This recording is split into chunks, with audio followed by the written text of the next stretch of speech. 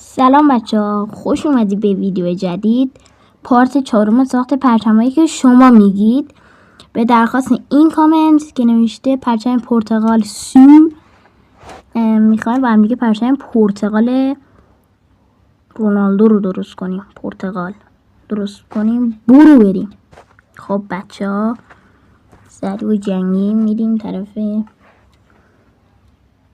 اینجا و رنگای مورد نیازمون رنگ سبز و قرمز. خب میذاریم رنگ قرمز، این ورش قرمز دیگه. آره، حالا اینو میذاریم این ور. حالا باید چجوری باید اینو من درست کنم نمیدونم بچه ها. واقعا پرچم پرتغال فکر نکنم بچه بتونیم درست کنیم، ولی من اصلا سعیم میکنم کلا درست کنیم. اما بچه یه فکری زد به سرم. الان اینو بذاریم اینجا، اینم میذاریم اینجا. حالا این ورم قرمز میزنیم،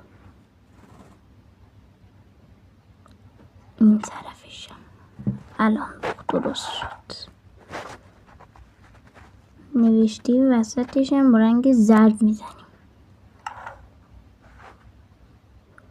نه بچه من خوشم نیومد، اصلا شبیه پرچم پرتغال نشد، اصلا اشکالی نداره، ولی من الان براتون درستش میکنم. نوشته وسطش سفیده دیگه.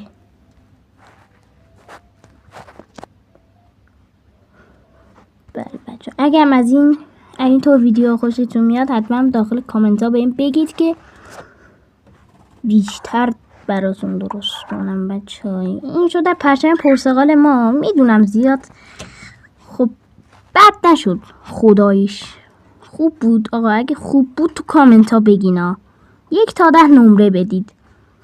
و اگه این ویدیو خیلی خیلی دوست دارید به هم بگید که کلی این دفعه براتون درست میکنم.